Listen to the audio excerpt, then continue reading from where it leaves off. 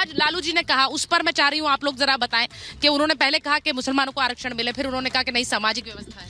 देखिए, मैं आपको बताऊं, इनके पास कोई मुद्दे नहीं है। सबसे बड़ा विषय क्या है कि आम जनमानस, आम जनता ये चाहती है कि हमको सरकार वो चाहिए, शोषित, वंचित, आदिवासी, SC OBC सबको साथ में लेके चलने वाली सरकार हो और जमीनी स्तर पर धरातल पर कार्य करती है, वो पार्टी चाहिए।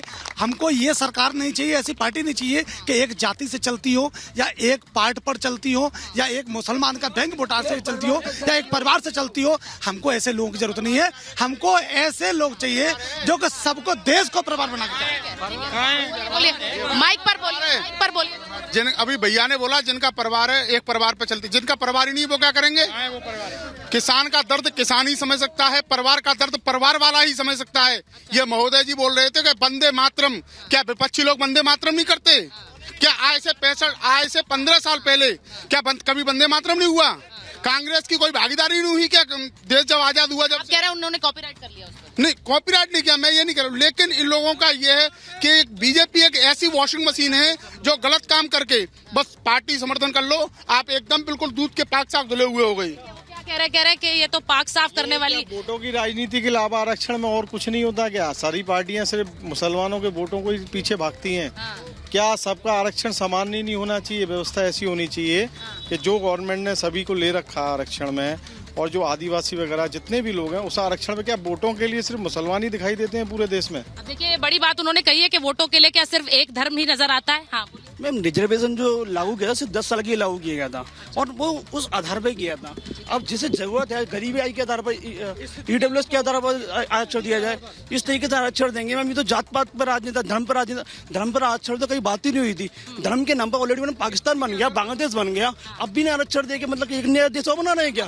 देखिए एक बात जो मैं एक बार जरा आ रही हूँ, दुष्यंत जी आपके पास आ रही हूँ, माफी चाह रही हूँ, थोड़ी देर से आ रही हूँ। उन्होंने कहा कि भाई धर्म के आधार पर क्यों होगा, क्योंकि इसकी कोई व्यवस्था नहीं थी। ये जनता की आवाज है। मैं स्टूडियो में आपसे सवाल करती हूँ, आज जनता का सीधा सवाल आप तक पहुंचा रही हूँ। नहीं, बिल्कुल मैं जनता को आश्वस्त करना चाहता हूँ, इंडिया अलायंस की किसी राजनीतिक दल ने या किसी कॉमन मिनिमम प्रोग्राम में धर्म के आधार पर आरक्षण किसी भी धर्म को देने का कोई ना वादा किया है, ना घोषणा की है, ना हमारे संविधान में ऐसा कोई प्रावधान है। भारतीय जनता पार्टी दरअसल ध्यान भटकाने के लिए, विपक्ष को बदनाम करने के लिए इस तरह का नैरेटिव गढ़ने का प्रयास कर रही है। इसमें कोई सच्चाई नहीं है, ये एकदम से पूरा फेक नैरेटिव है। विपक्ष का वादा है 1 लाख रुपया प्रति गरीब महिला को उनके खाते में देना, 30 लाख नौकरियों को भरना, अग्निवीर की जगह पूर्व की भांति सेना में भर्तियां शुरू कराना, बेरोजगार युवाओं को, जो शिक्षित लोग हैं उनको 1 साल के लिए गारंटी का रोजगार देना। ये उनके मुद्दे हैं। आप उन मुद्दों के साथ जुड़िए और बात करिए। हमारे भारतीय जनता पार्टी के प्रवक्ता और प्रधानमंत्री जी ऐसी चीजों को कह रहे हैं जिनका कहीं अस्तित्व में ही नहीं है। माननीय लालू यादव जी ने स्पष्ट कहा है कि आरक्षण जाति के आधार पे है, धर्म के आधार पे है ही नहीं। फिर भी उस बात को बढ़ाया जा रहा है क्योंकि इनको दिख रहा है भाई, जो इनका भारतीय जनता पार्टी का उत्तर प्रदेश और गुजरात गढ़ है, वहीं पे इनका वोटर नहीं निकला, वहाँ मत प्रतिशत 55 रह गया। इसीलिए उस पर चर्चा शुरू हुई, बयान उनका आया इसीलिए चर्चा शुरू हुई, ऐसे नहीं है। लेकिन बयान पे उन्होंने स्पष्टीकरण भी दिया है और स्पष्टीकरण उनका साफ है। ठीक है, मैं एक बार जरा सुनिए, मैं एक बार जरा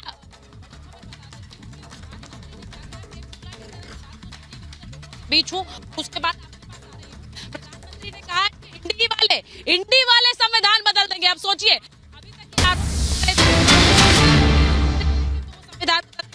ने कहा इंडी वाले संविधान बदल देंगे, संविधान बदलकर आपका आरक्षण छीन लेंगे। मुसलमानों को आरक्षण इंडी देने वाला है और पूरा आरक्षण मुसलमानों को दे देंगे, इंडी आपका आरक्षण छीन लेगा, यानी कि उस तरह संविधान बदल देगा।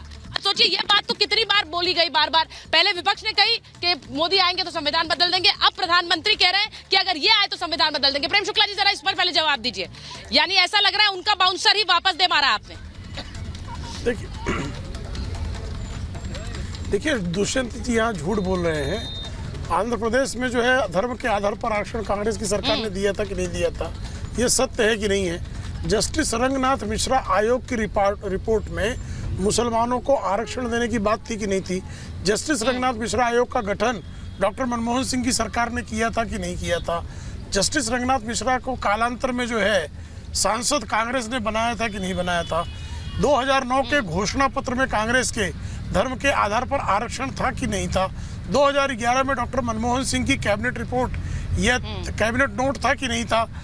मुसलमानों को धर्म के आधार पर आरक्षण देने की बात कैबिनेट नोट में रखी गई थी कि नहीं रखी गई थी?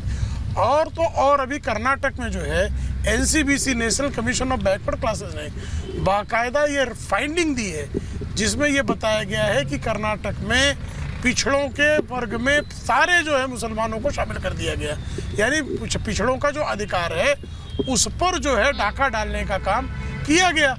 तो ये तो साफ तौर पर दिखाई दे रहा है कि आरक्षण जो पिछड़ों का जो आरक्षण है, अनुसूचित जाति जनजाति के आरक्षण में भी मुसलमानों को हिस्सेदारी देने की सिफारिश जस्टिस रंगनाथ मिश्रा आयोग की रिपोर्ट में है। तो कांग्रेस लंबे समय से धर्म के आधार पर आरक्षण की पृष्ठभूमि तैयार कर रही है, उसका इरादा साफ तौर पर है। और आज लालू प्रसाद यादव का पहला बयान यही है। मैं एक बार लगा कि उनकी जो समर्थक पिछड़ी जाती है मेरा उसमें नाराजगी का स्वर है, बस। तो उन्होंने अपनी बात को पलट दिया। देखिए, मुझे गलत साबित करने का भाजपा के प्रवक्ता प्रयास कर रहे हैं। उन्होंने लेकिन अपनी मैं बात को बिल्कुल पलट दिया। सही दुष्यंत कह जी, देखिए ये तो बात सही है कि उन्होंने पहले एक भाजपा बयान की- दिया, उसके बाद उन्होंने यू टर्न लिया, और ये बात देखिए, उन्होंने पहले जिस मुस्लिम आरक्षण अब उनका की बात उनका और भी दुहाई एमवाई दे समीकरण रहे रहा हैं है, प्रेम शुक्ला जी। मुस्लिम यादव समीकरण, तो एक को खुश करते दूसरे को छिटक ना दे। भाई देखिए, हाँ। सुन लीजिए, मुस्लिम ओबीसी के मुस्लिम जातियों को आरक्षण तो मोदी जी की सरकार ने भी दे रखा है। गुजरात की सरकार में उनके मुख्यमंत्री रहते दिया गया है। तो ऐसा नहीं है, धर्म के आधार पे नहीं दिया गया है। वो संविधान सम्मत है। जो सामाजिक रूप से पिछड़ी जातियां हैं जिनको दे रखा है उन्हीं को मिल रहा है। धर्म के आधार पे कोई व्यवस्था तो भाई ना पिछड़ी कांग्रेस जातियों को ही तो पार्टी देने ने की बात हुई थी ना। और यहाँ ना पर एक इंडिया सज्जन ने अलायंस कहा ने की। बिल्कुल कि फेक संविधान नैरेटिव में है। भी ये कहा गया है, उसके लिए भी समय इस स्थिति तक पहुंचाना चाहिए था कि एक आम व्यक्ति को आरक्षण की जरूरत ना पड़े। तो जो लोग सत्ता में रहे, क्या उनकी जिम्मेदारी नहीं थी कि वो उन लोगों को, पिछड़ों को उस स्थिति में ला पाए कि उनको आरक्षण की व्यवस्था की जरूरत ना पड़े? सवाल आपसे है, इस पर सोचिए, क्योंकि कौन रहा है दशकों तक सत्ता में। अब बोलिए। डीएम एसडीएम के बच्चे को भी आरक्षण मिलता है मैम, प्रधानमंत्री के बच्चों को भी आरक्षण मिलेगा, मुख्यमंत्री के बच्चों को भी आरक्षण मिलेगा। मतलब आरक्षण जो होना चाहिए वो स्थिति के आधार पर होना चाहिए। अब ये देखिए किसकी स्थिति क्या है, उसके आधार पर आरक्षण दिया जाए। ठीक है, मैं जल्दी आरक्षण देश के लिए इतनी बड़ी बीमारी है कि जितनी जल्दी हो सके इसको समाप्त किया जाए। अगर लोग वास्तविक में पिछड़ों के लिए, पिछड़ी जातियों के लिए उन्हें आगे लाने के लिए एक तरीका है, क्योंकि वो पिछड़े हैं उनको। अगर वो पिछड़े हैं तो मतलब 70-75 साल में वो आगे आ ही नहीं पाए। बहुसंख्यक हो गए। मैं 5 मुद्दे बताएं।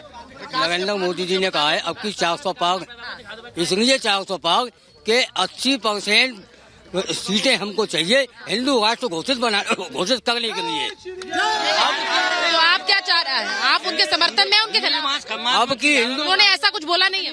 अब की हिंदू राष्ट्र घोषित होगा, और उन्होंने ऐसा कुछ बोला नहीं। ये आम जनता कह रही है। आप बोल रहे हैं, आपका व्यक्तिगत